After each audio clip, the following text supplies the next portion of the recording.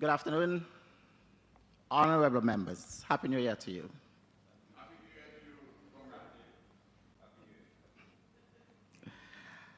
I want to take the opportunity to say how grateful I am to Almighty God for another opportunity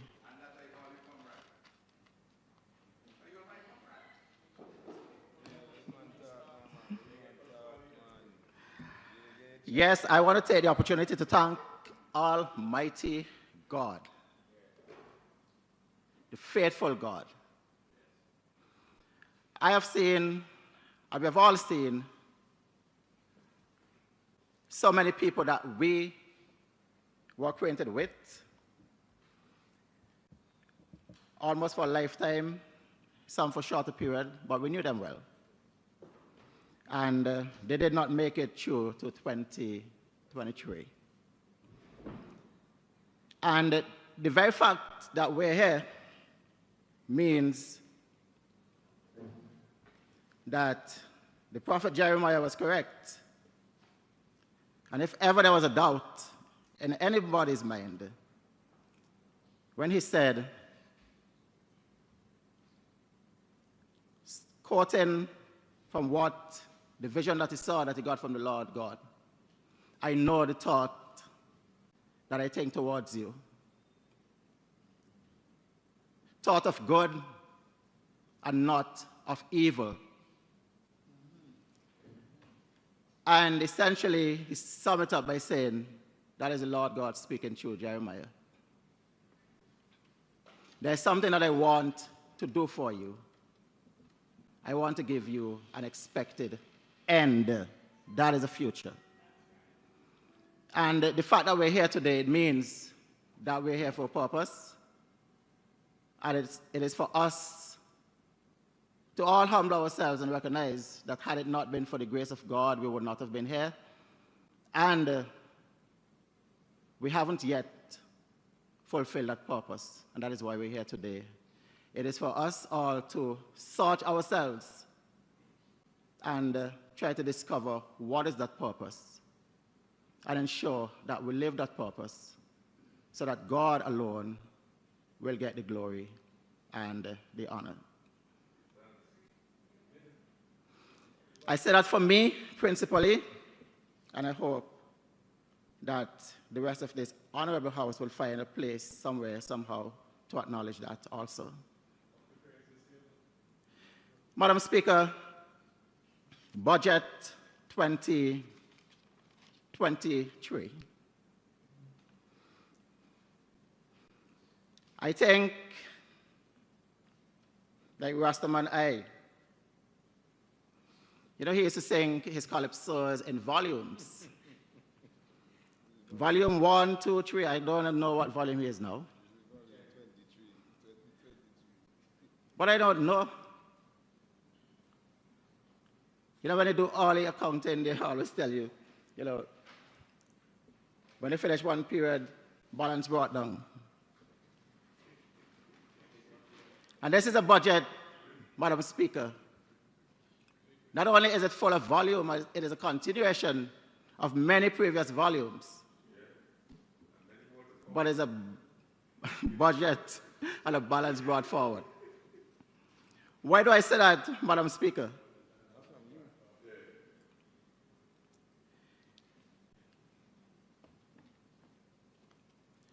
$2022 budget.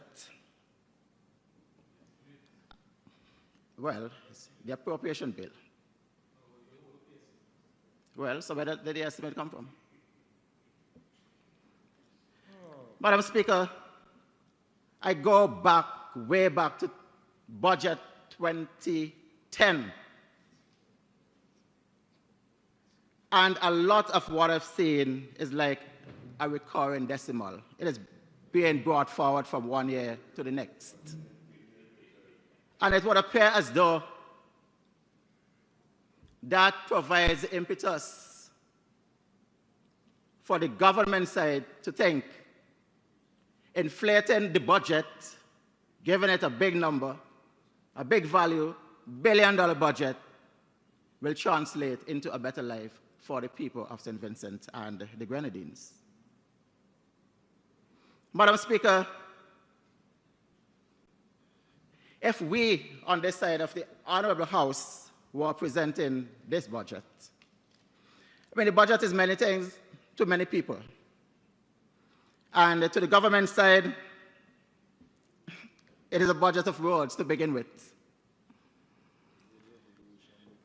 And I notice that there are 3 R's: roads, recovery, resilience. But if we were presenting this budget, these are the R's that we would use. Because we are living in a country where people are depressed. People are fast losing hope. We would have crafted a budget, and the R's that we would have used would be restore, renew, and refresh.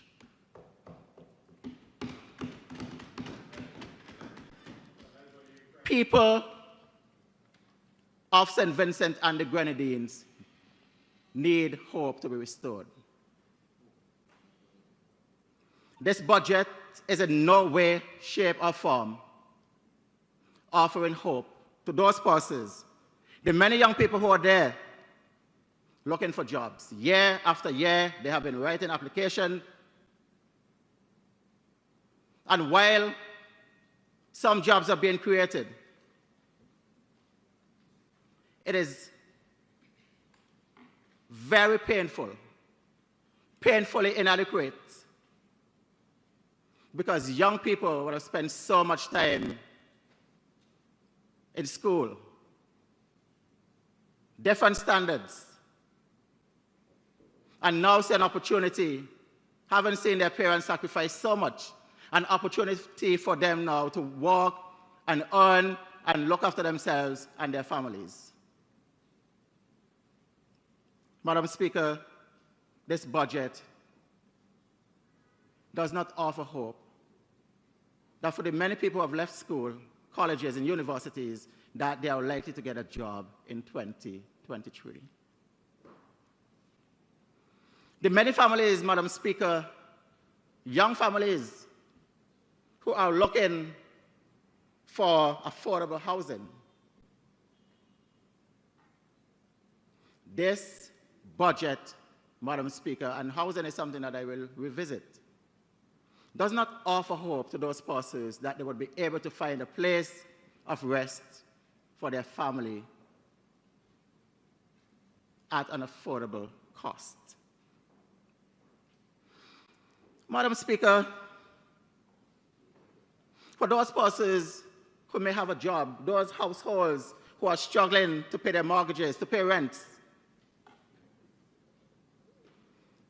to buy food for their family, to pay their utilities, and the painful thing, Madam Speaker, is that a lot of them have to be juggling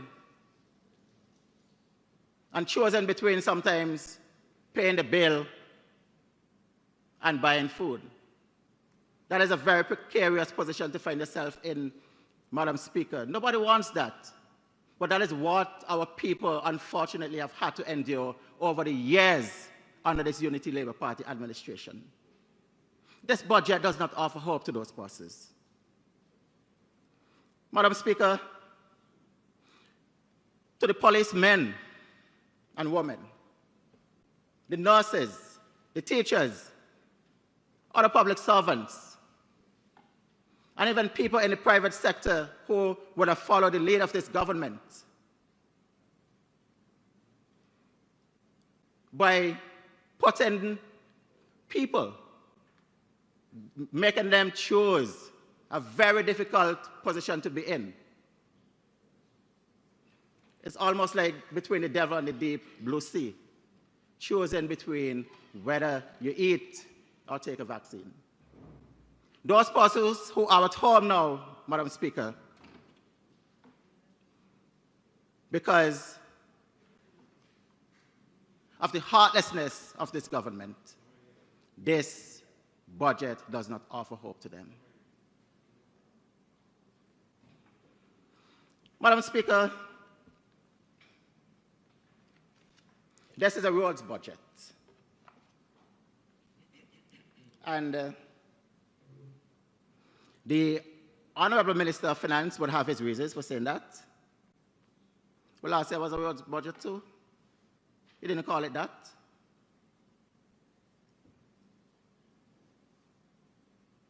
But the many millions of dollars that were allocated for roads throughout St. Vincent and the Grenadines, most of the roads are still in a deplorable condition, if not worse. And I want to take us to South Leeward, because charity begins at home.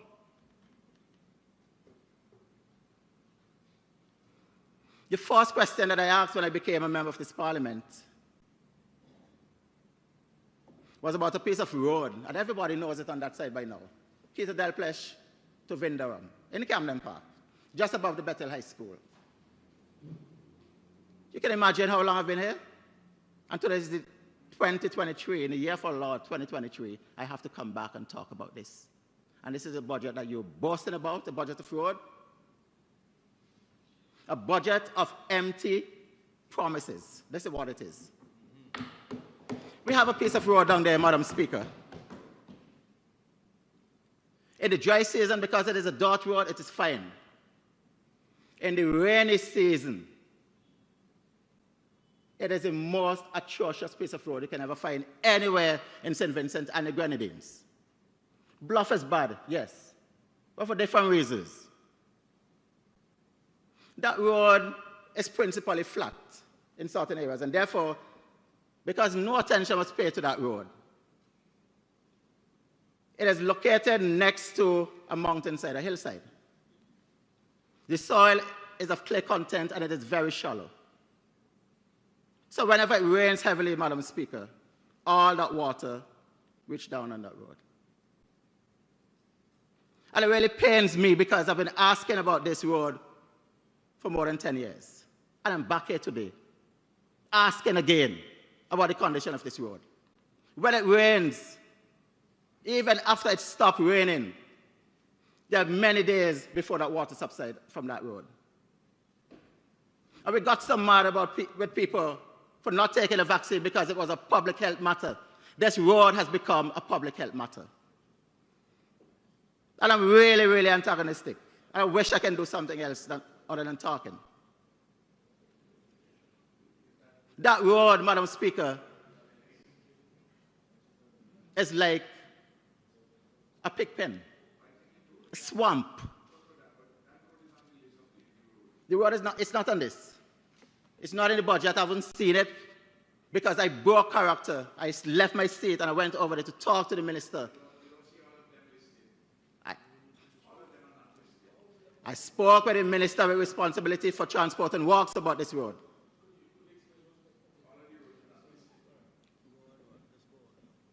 Bat in your crease, pal. Just bat in your crease. Let me just adjust this matter. Madam Speaker, this road, because it is flat as I described before, there is no drainage at all. The water settles in that road, it becomes a swamp. And not just that, there is water that is there for weeks because the water is now stagnant. It is a haven for mosquitoes. And not just that, it smells really bad.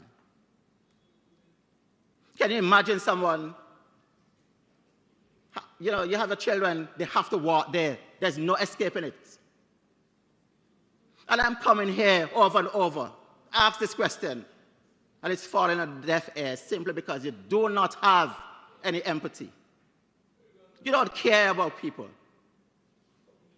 I went as far as saying, in the last question I've asked about this, I described and outlined that part of the road has become a jagged peak, just a track, reduced to a track.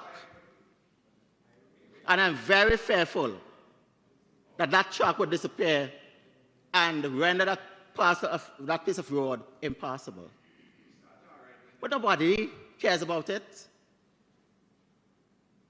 I went and I asked the minister, Give us the materials. We'll find the labor. I can't just give you government material. You're not going to give me the material and you're not going to fix it.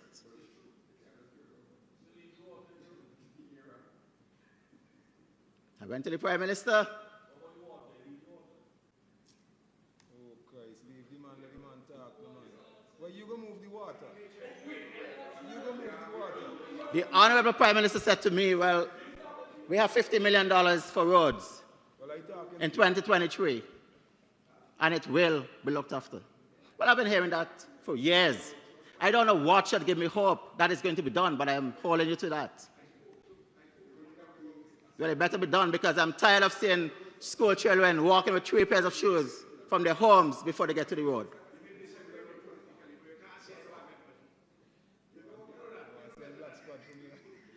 I could, as bad as you are, as bad as you are, you know what? Listen. Listen. Listen. This is a play. This is a play. Here is a play. Here is a play. There is good in the worst of us.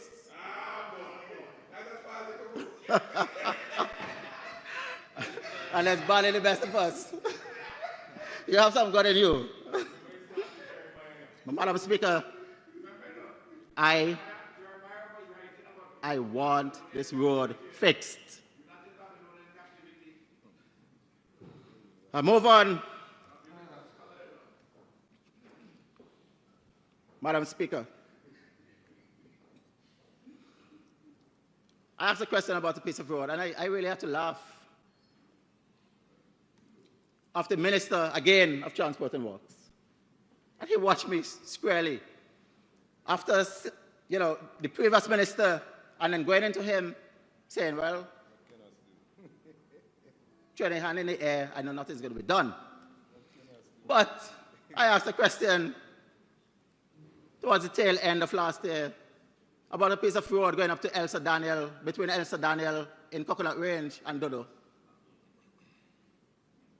And another piece of road close to that in the back of Doris Fair that is actually collapsing, where the garbage truck no longer goes and everybody has to take their garbage down. And if you know that area of Camden Park well, just below where the old police station is, can you imagine people having to take their garbage, walk all the way down to Bethel School?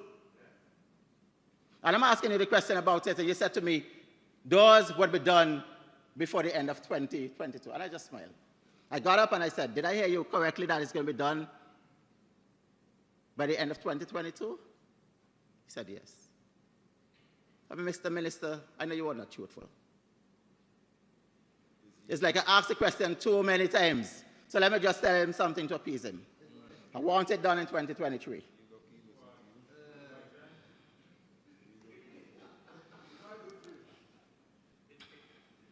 Madam Speaker, I'll briefly run through some of these other roads, because since we have a roads budget, I want to make sure that these are being addressed. Very funny. The funny thing is, you're not going to be alive to see it. When I leave here, you won't see it. You will not see the time of my departure. We leave that. You know. You will? Well, as long as you're alive, I'll be here. Watch that. Madam Speaker,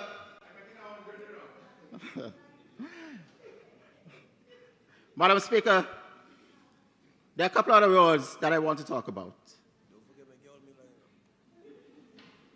On the opposite side of Coconut Range, Princess Miller. Oh, Lady Princess Miller. Oh, my Lord. Can't walk out of her house.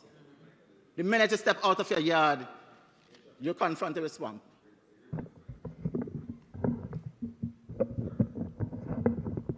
Thank you. I mean, it's terrible. I shouldn't be coming here. Roads are basic. Under the New Democratic Party administration, I remember opposition members in the ULP saying roads was a must at that time. Even the best concrete roads were good to trucks. You discredited them. And you mean you cannot continue the work that was done by the NDP when it was in government? So if you can't get the basic things done, what will you get done?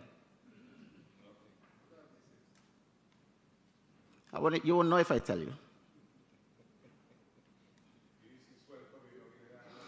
Madam Speaker, you see, you talk about road. In Bottom Road where I'm living, I asked the minister about that piece of road. One piece of road where there's a serious pothole because of the volume of traffic that was going through there when they were fixing the Spring Road.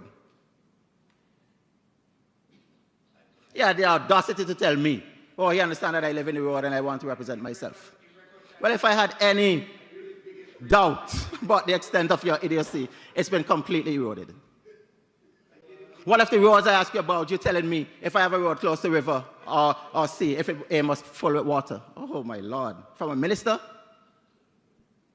A minister of government? You're a minister over there with responsibility for transport and works. The arrogance, the disrespect for people, the lack of empathy. That is what is demonstrated. And unfortunately, it seems like the older people, some people get is the worse they become.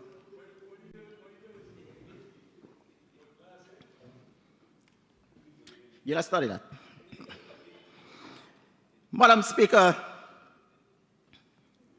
in Cleverly Bedrock Road, people have to be walking on all fours at this day and age. Bonnie the Hill Road, you know, not so long ago, just a couple of days ago, a car caught fire on the road in Camden Park, Public Road. And all the vehicles went back and they were driving bottom Kittels to get to further on the leeward side. And those who were going to Kingston turned back and everybody converged in this narrow piece of road in bottom Kittels. And it was condominium down there. Madam Speaker, I've been asking about a bypass. It is a very useful bypass road that links bottom Kittels. It exits there or starts, however you want to look at it, at the junction opposite the WFM junction there, the road to go to WFM. And that takes you up to top Kittels. That could have been used as a bypass. For years I've been asking about that piece of road and no attention. Nobody seemed to see the wisdom in constructing that road so that we can rid ourselves of the harassment when you're stuck in traffic and there's no way for you to go. And not only that, you're not just building a road, you're going to create employment for people in the same vein. And if this is a budget that you went on to say a little later on in your speech, that it is a jobs budget, why not create all the possible jobs? Even if it is a short-term job, people will appreciate it. In Welland Hill, Madam Speaker, Big Bush, just a couple of yards away from the low-income housing scheme. If anything happens in Welland Hill and in the vicinity of the Catholic Church, well, past the Catholic Church, going round to Cockabee Rock, that's it. Nobody can go Leeward, nobody can go to Kingston. But if you fix that road in Welland Hill that they call the Big Bush Road, that link you with the housing scheme in Cleverly, you can flow. Why is it so difficult? Why is it that we have to come and argue these simple things? Is it that you don't have the money? And a lot of the times when we ask the questions, we know you don't have the money. Why ask? Because you have $1 billion budget. Yeah? So why you have $1 billion budget? Is it designed to mislead people? Huh?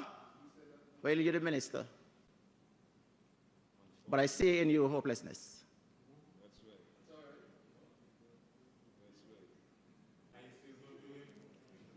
So who you want to go to? Is his responsibility? Madam Speaker, Madam Speaker, the Carib Village Road. Carib Village Road. I've never seen. I don't know why South Leeward is so. It is absolutely. neglected by this administration.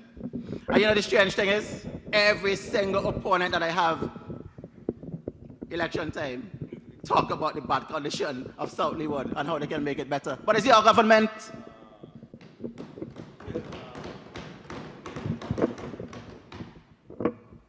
Predecessors and aspirants, same chorus. But you know who the aspirant is? Same chorus. The buck stops right over there. Madam Speaker, last year I asked about so many roads. In the budget, I was told that there was one piece of road in all of South Leeward to be done. There's a footpath in William Hill below the cemetery at the church there. Not even the footpath was done. In Pembroke, an area they call Riverdale, very close to the river, and All Crookshank, somebody that most people would know because he's a registering officer. He lives down there. And the road is almost impossible when it rains. And that area, the river is so close because they've had a history of 2013 when that river came over the bank there and flooded all that entire area. And they're asking not just for river defense, but they're also asking for a piece of road. Concrete road to be done there, and it can't be done. In Penniston, at the gap, double school gap, at the bus stop, I was going down there, and somebody, I know this gentleman, very, very good. He can't talk. But he was very explicit in telling me that there are 3 craters at his gate, and please help him get them fixed. That's a guy who can't talk, you know. He can't hear, he can't talk. But express himself well to tell me about the condition of the road. And it is still there. The only time that anything has been done in that constituency with respect to road is on the eve of an election. When you are under pressure. Because if you tell the people are going to vote for you, you will not do it. But why? Why not govern for everyone? Why be so selective? Francois Road, I'm glad to see Very Vine, after 12 years, it's written in a different light as the drains erected at Very Vine Road in Francois. But with those trucks going up with all those heavy materials, they completely destroy the piece of road, the main road, gone back to dirt. Francois Road is so bad. And Mr. Minister of Tourism, I know you say that we're expecting to have about 326,000 cruise passengers to St. Vincent. When I got to the Vermont Nature Trail, I wonder what is their mode of transport. There's a piece of road between what we call Culvert at top Vermont and below a river that we call Gums. That is the foothill of the Nature Trail. Try and go there, please. Don't drive your own vehicle. Drive one of the government SUVs. Yeah, talking to you. You're the Minister of Tourism. Well, go up and sit. Think of road worse than that. Anywhere in St. Vincent and the Grenadines. Madam Speaker, very quickly, I am pleased, after raising the alarm, finally, somebody see the wisdom in constructing some form of river defense in Camden Park, at the York River. You see, the interesting thing about this river, Madam Speaker, when you're driving from Lomans, when it's very, very rainy, you can see over in the Carib Mountain something that looks like a waterfall. Well, I see it here, and I'm grateful that it is there. But Broxer, you are comrade. You're not my comrade. You are comrade. No. Now, Madam Speaker, the piece of river defense, I noticed they have 915 meters. I hope that that is going to be done. because Brox has started something there. And from my knowledge of that area, and from my understanding of the way the river works, it is a recipe for disaster. Although they constructed river defense for one particular house, just before that house, Madam Speaker, it is something that they call the concave bank of the river, where the river is hitting the bank. And once the river hits the bank, the next thing for it to do is go in the opposite direction. There is this family that built a wall. They erect this wall, you know. So the river is going to be hitting directly there. And it's going to bend on the other side. And it's going to affect erosion in the house just in front where they are constructing the river defense. Essentially, what is going to happen is that the river is going to go around those gabion baskets. And the very thing that you're trying to prevent, you will make worse. I'm encouraging you. The rainy season is out, although we're seeing some rain still. As soon as the rain is done, get the river defense going. And that's a recipe for disaster. Honorable Member, you have 15 minutes remaining. Can't be 15 minutes, Madam Speaker. Give me. Madam Speaker. Let me hear why. Madam Speaker, very quickly. Well, listen to me. I'm taking away some from you. Anyway, Madam Speaker. Madam Speaker, housing. I want to read something here very quickly from a quote from the budget from the Minister, Honorable Minister of Finance. On page 46, housing. From our earliest days in office, this government has drawn a clear distinction between our philosophy and policy on housing and that of the predecessor administration, that is the NDP administration, pre-2001. We recognize that adequate housing is a bedrock, social and economic right of all Vincentians, not a mere commodity to be controlled by market forces and placed beyond the reach of the vulnerable. Before our administration was elected, vulnerable Vincentians were left to their own devices. Just check that out. Or given an insincere wink and nod, permission to squat on state lands. Essentially, you're saying what the NDP did, the NDP government did, was to allow people to occupy state lands. Good. Meanwhile, the wealthy, the powerful, and the connected, including former ministers of government, purchased state lands for a song and not a single home was provided by the state to any Vincentians. That is incorrect. You can't tell me NDP never built any house for anybody.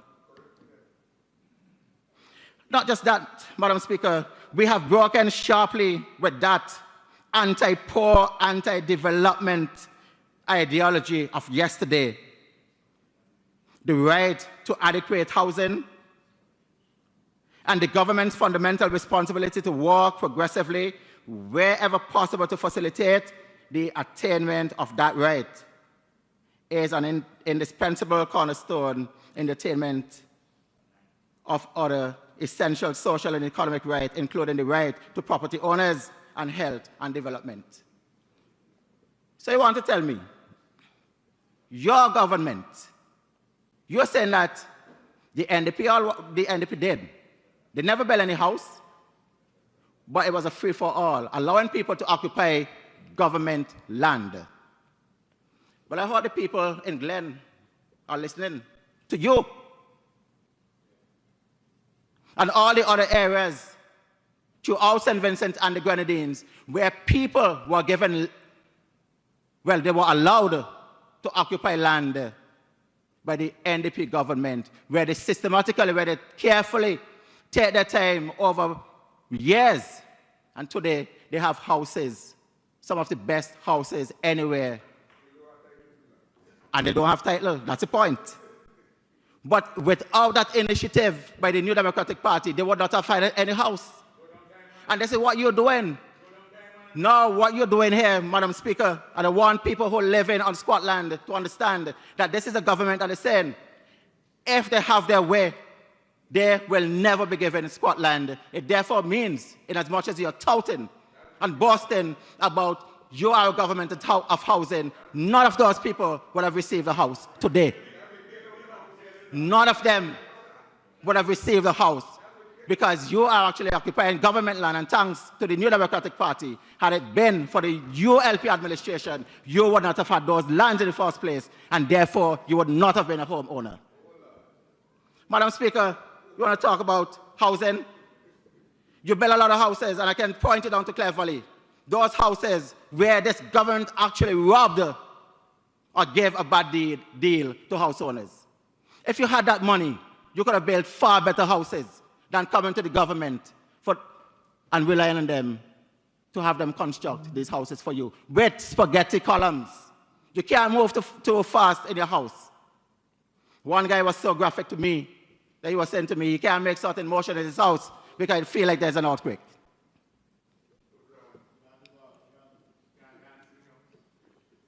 Well, I can't. I don't know if it's dancing.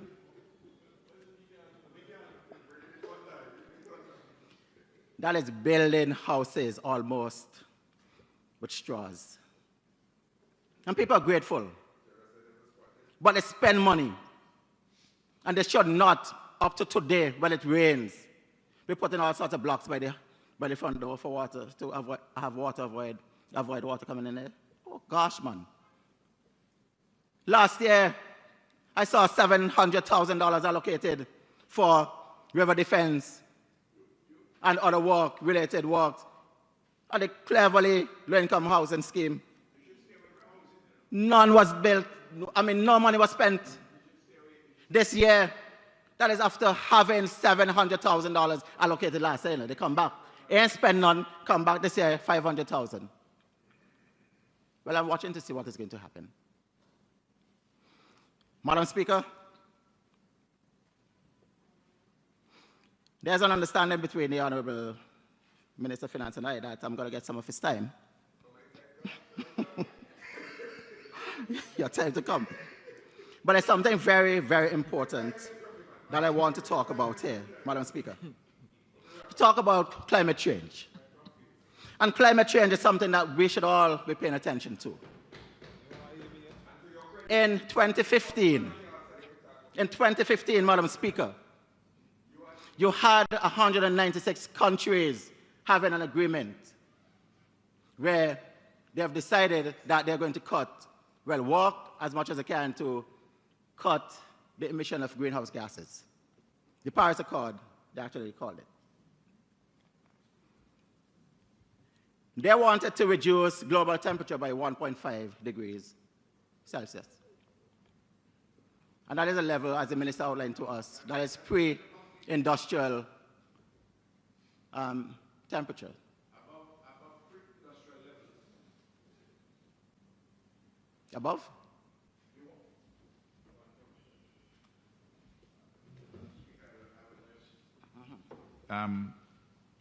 Completing the honourable member's statement, he had said 1.5 degrees, and I was saying 1.5 degrees above pre-industrial levels.